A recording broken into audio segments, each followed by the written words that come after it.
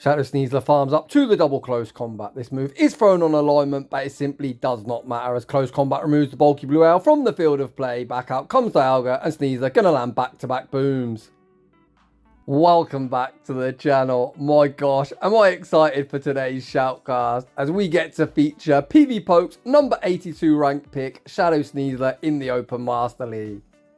This rotation in Master League is ruled by one Pokemon, or technically two, as it's either black or white, but the Pokemon of course I'm talking about is Kyurem. This thing is so ridiculously overpowered. People have started to run fighters just to hard punish that Pokemon that is on 99% of teams. We've recently seen a surge in the use of fighters. The Sword of Justice, Virizion, Cobalion and Terrakion all making appearances. Some people have even tried out Conkledurr or even Shadow Machamp. However, the issue with using a fighter with a fighting type quick move is, outside of Kyurem, you have so many things you need to watch out for. Sneezler has kind of a niche role.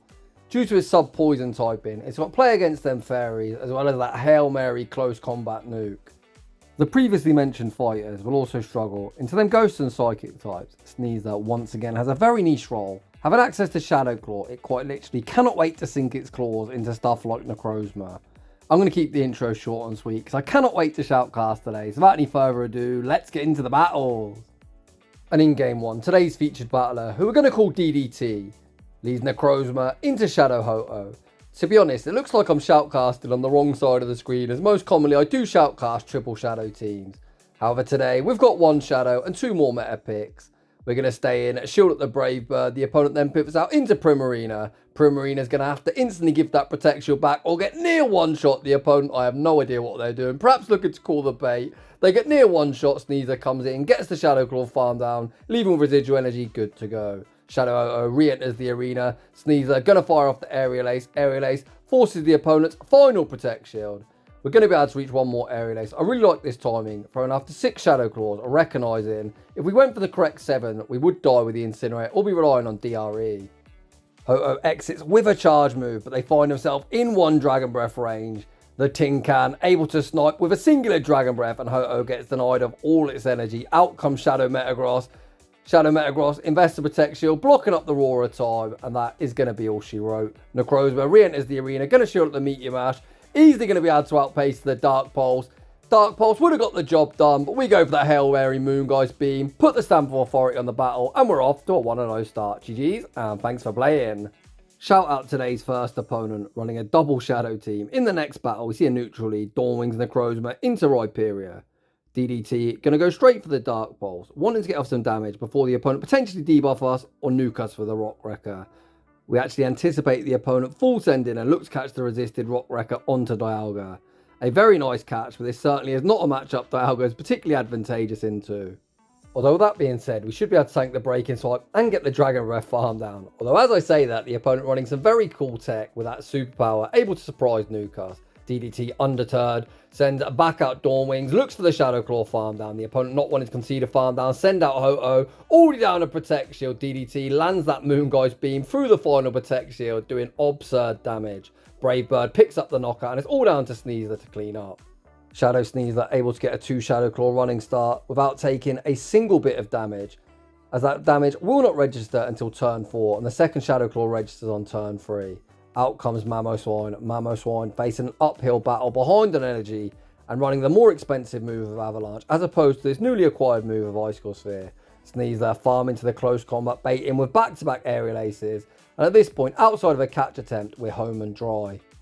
DDT needs to ensure Mamoswine still on the screen when we look to fire off that close combat. The catch attempt unsuccessful from the opponent. Sneezler leaves with that close combat, and that is going to be all she wrote. GG's, and thanks for playing.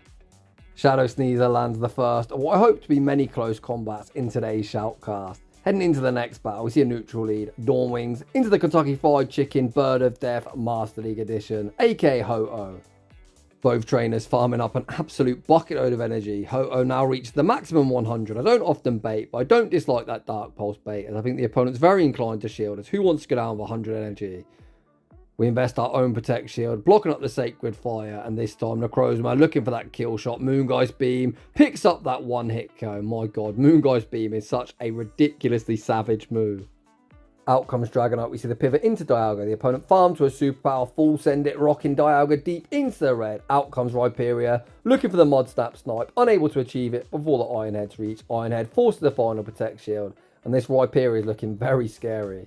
We send out Dawn Wings. The opponent throws on alignment, allowing us to sneak the Shadow Claw. Does that mean we can outpace the Moongeist Beam? We commit to it and are able to get it. If the opponent threw up better timing, perhaps they would be emerging victorious. But as they did not, Moongeist Beam picks up that one-hit KO. We pivot into Sneezler. Sneezler going to be able to outpace Dragonite to the Aerial Ace, and Aerial Ace is going to be all she wrote. And that is why you should always throw at good timing. GG's regardless. So for anyone wondering what I mean about throwing at better timing, Rhyperior using Mod Slap, a 3-turn move. We were using Shadow Claw, a 2-turn move. They should have thrown an odd number, either 1 Mod Slap or 3, only giving us 1 free turn. They threw after 2 Mod Slaps, giving us an entire free Shadow Claw. In the next battle, DDT sees a very familiar Ho-Oh lead. We farmed the Moongeist Beam bait with the Dark Pulse. People are petrified of this Dawn Wings because this Moongeist Beam is such a nuke. This time we full send, once again nuking another Firebird of Death from the sky. Out comes Kyurem, interestingly, running Dragon Tail. We see the pivot into Origin Dialga, aka the basic bitch tin can. Sorry DDT, I've always called it that, and even when I'm shoutcasting it, its name will remain the same. The opponent sends out Togekiss. Togekiss gets rocked with the Iron Head. The opponent farms to a potential Flamethrower or a Spear.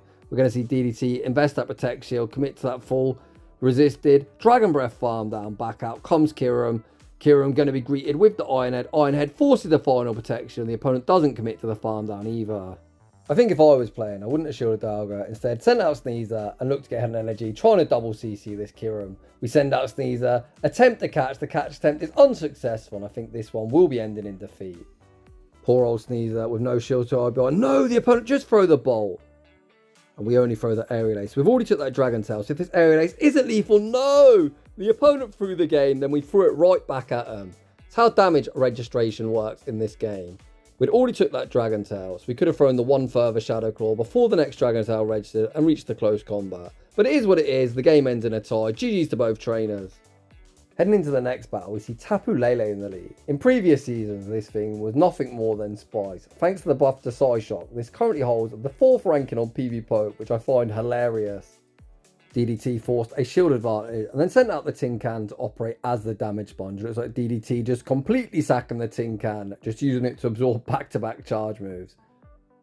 DDT waits out the clock, sends out Sneezler and looks to get ahead in energy. Sneezler with 2-to-1 shield advantage and residual energy good to go. Out comes Haxorus and we're full sending. Does the opponent respect the damage close combat? Oh. Go shielded. Haxorus banks a charge move, then sends out Rhyperior with no shields to hide behind, which means Rhyperior is going to get smacked in the face with a Moongeist Beam. Moongeist Beam almost picks up the one-hit KO. The opponent's actually running Smackdown as well. Pretty cool tech for Kyurem, but I think Mod Slap is objectively better. The opponent throw the Surf. Back out comes Haxorus. Haxorus going to fire up a charge move, but we've received the energy for that next close combat. Haxorus, not known for its bulk, and I have zero doubt on mine that close combat will be picking up that one-hit KO, and we take that game. And that is going to bring to a close set number 1, where we went 4 wins, no defeats, and 1 tie. Heading into the next battle. No way. How many Ho-Oh leads are we seeing? This is kind of ridiculous at this point. We've seen DDT likes to farm to the Moongeist Beam and bait with the Dark Pulse. However, this opponent opting for the Brave Bird and dip strategy. Fire off the Brave Bird and then send out Kyurem. Kyurem going to be greeted with that Moongeist Beam. I love this full send. Guarantee the damage or force that shield back.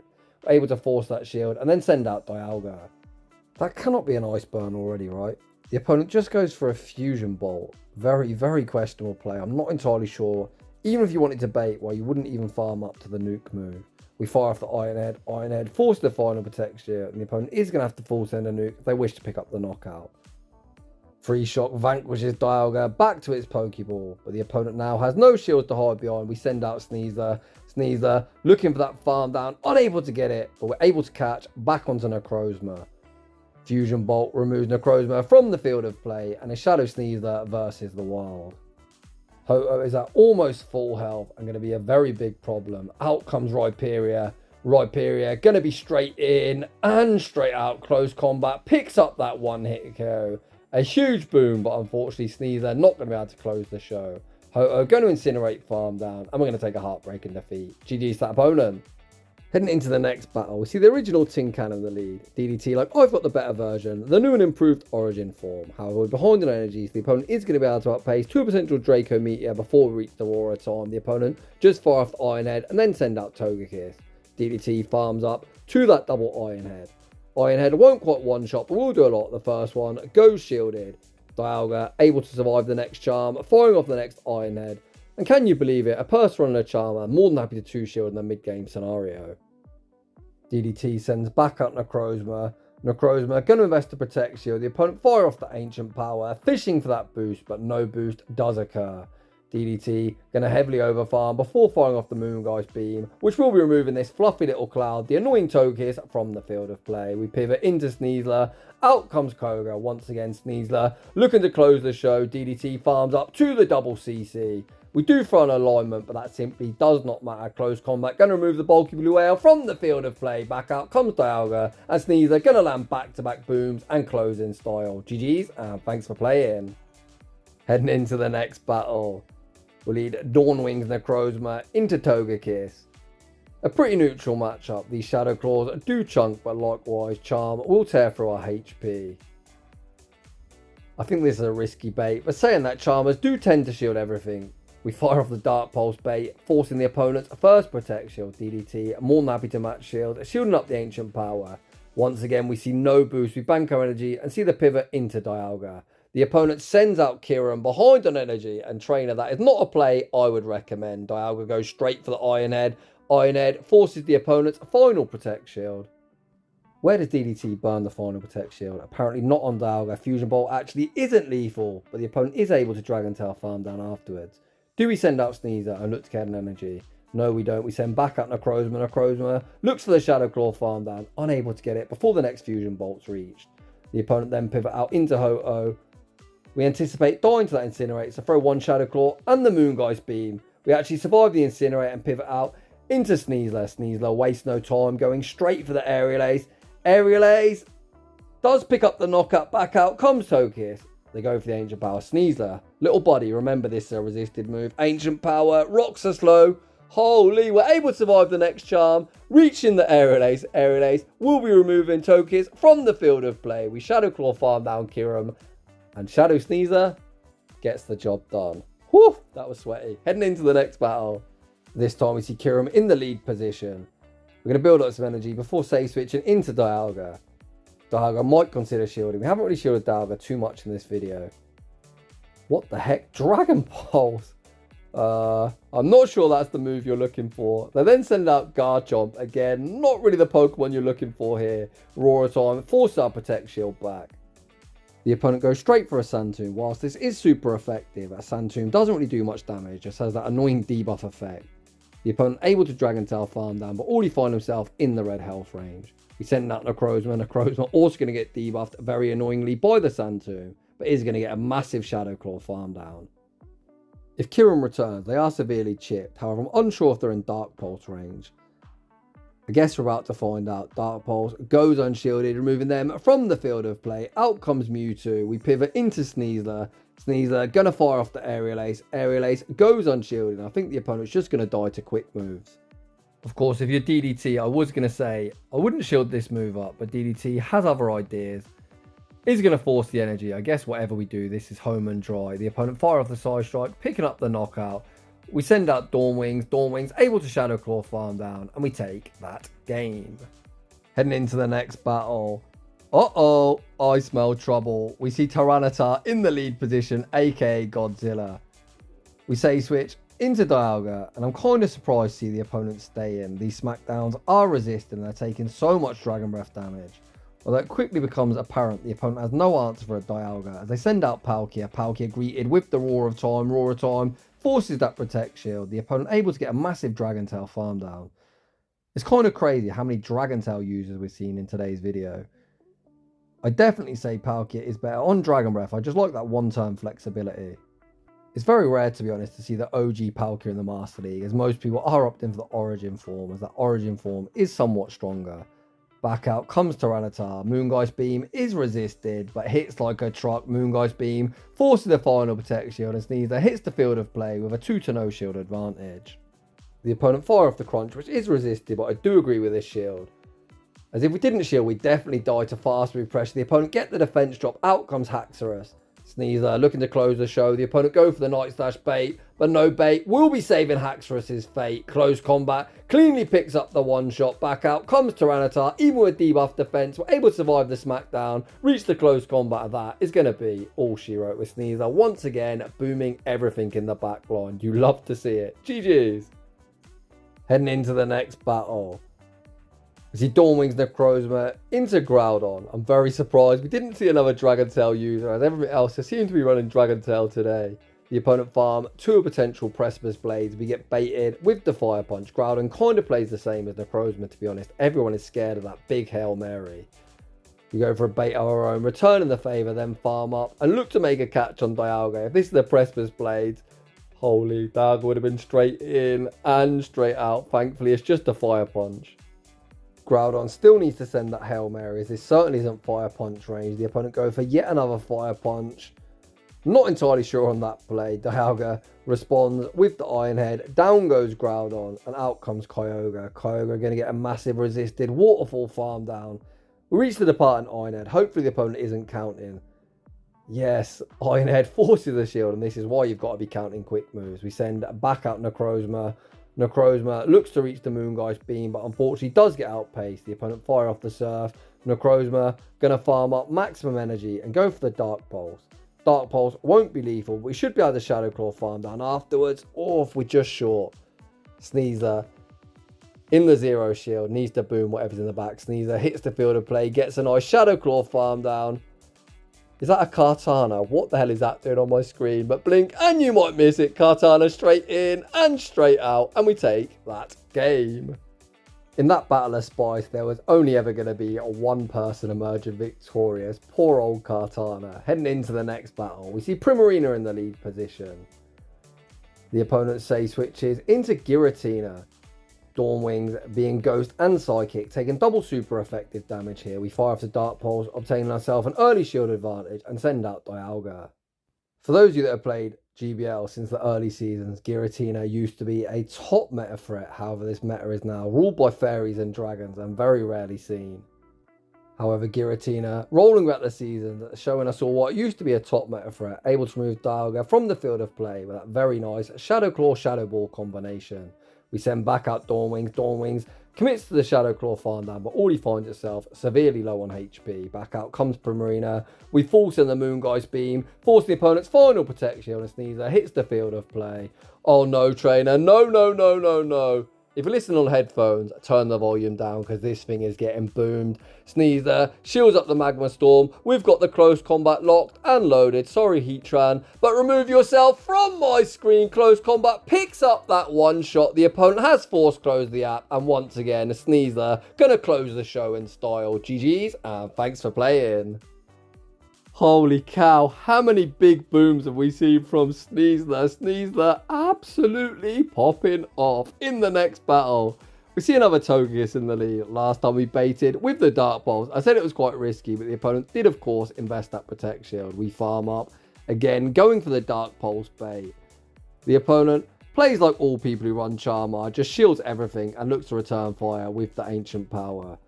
Again, we see the RNG gods not smiling on this tap-tap charm user.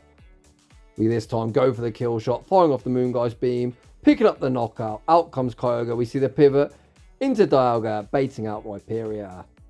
This, of course, isn't a fantastic matchup, but the team is working as intended. We're looking to bait out that Mud Slapper, so the squishy Sneezler doesn't have to see it. Dialga fires off the Iron Head. Iron Head forces the opponent's final Protect Shield. We've still got a shield to hide behind. DDT, going to tank the break-in swipe. Unfortunately, unable to reach the next Iron Head. We send back out Dawnwings. Dawnwings looks to reach the Dark Pulse, but unfortunately just gets outpaced.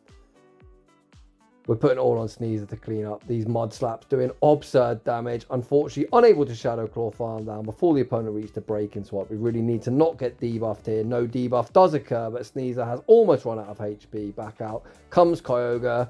We look to reach the double CC, unfortunately get Waterfall farm down and take a heartbreaking defeat. Heading into the next battle, we see Gyarados in the lead position. We save switch into Dialga, baiting out Metagross. In this battle of steel types, Metagross, the non-legendary Pokemon, is favoured due to having access to Earthquake that of course would hit for super effective. The opponent go for the Meteor Mash bait, flipping this matchup in our favour. Roar of Time is resisted, but such a hard hitting move. Roar of Time rocks them into the red, and just like that, Dialga able to win the zero shield scenario. Out comes Machamp. We look to commit to the Roar of Time and unfortunately get farmed down. The opponent farm up a boatload of energy. Are we about to get payback to the face? We invest to protect shield. Oh, payback. Holy moly, I was absolutely coping there. I was like, there is no shot we're about to get payback. The opponent had it and they full sent it, which you do love to see. I'm absolutely in shambles. What's going on? I think we sent a Moongeist Beam, forcing a shield off Gyarados and sent out Sneezler. The opponent's actually running Legacy Dragon Tail Gary. I've got one of these in the Shadow form. I think this thing is hella fun. Gyarados looking for that Dragon Tail farm down, unable to get it before the departing Aerial Ace is reached. Aerial Ace isn't quite lethal, and Necrozma hits the field of play. Necrozma going to be investing in the protection. We get Aqua Tail baited. We do Shadow Claw farm down. Can Machamp reach yet another Hail Mary payback and emerge victorious? Hello, trainer, where are you? No, they quit the app. I guess Machamp was quite low. We're going to Shadow Claw farm all the way down and take that game. Heading into the final battle of today's video, honestly, why do people watch my content? This is like absolute shambles. I've done this like 3 years and I still have no idea what I'm doing. We see Giratina in the lead. We save switch into Dialga. The opponent stays in, force some chip into action, firing off the Dragon Claw, which essentially tickles. Giratina might be bulky, but hits like an absolute wet noodle. The opponent save Giratina and pivot out into Metagross. We farm up a boatload of energy and go straight for that hard-hitting Roar of Time. Roar of Time is resisted, but the opponent wants to keep that super positive alignment and do invest to protect shield. The opponent looking for the Meteor Mash, Bullet Punch farm down combination. DDT not wanting to get farmed down, sends out Dawn Wings. Can Dawn Wings go for a 1 shield and full Shadow Claw farm down? If we can do that play, I think we're in such a good spot. We actually don't commit to the farm down, opt to throw the Dark Pulse. We've heavily overfarmed, so still sitting in the right position, because if Giratina does return, we've already got a Dark Pulse locked and loaded. Back out comes Giratina, instantly greeted with the Dark Pulse. Can the opponent now Shadow Claw farm us down? It looks like they cannot, as the opponent opts to throw the Dragon Claw. Dragon Claw isn't lethal. The opponent then snipes with Kyurem, and once again Sneezler looks to end today's video, closing the show. Sneezler hits the field of play, these waterfalls tearing through our HP. Sneezler going to invest to protect shield, blocking up the incoming surf. We farm up, maximise our energy, throw the close combat, will removing Kyurem from the field of play, and we've even got an Aerial Ace ready. I was going to say to throw at Giratina, we throw the double resisted close combat. Can we Dragon Breath farm down? No, we get Shadow Claw farmed down. I think if we Aerial Ace, we probably would have won, but the BM, always quite funny, and once again, reduces me to shambles. And that is just about going to wrap things up for today's shoutcast. A huge shout out to DDT. I know it's kind of an ongoing joke with people to send me battles and try and get me in shambles. I think even by my own very low standards, today's commentary was horrendous. I was in shambles, more or less from start to finish, but I had hella fun. I'm probably going to look at my analytics and about 55 people have unsubscribed thinking, what the heck has this guy been taking, as he has no idea what he's on about. You're probably right, but I have fun doing what I'm doing. On the off chance you're still listening at this point, I salute you. On the even more off chance you're new and you haven't seen me before and you thought this video is actually something that interests me, consider subscribing. If you enjoy the content, smash that like button. If you like your video, or battles I should say, featured on my channel, a link to a battle submission form is down below, and I think I'm going to go have a well-deserved coffee, and I'll see you all in the next one.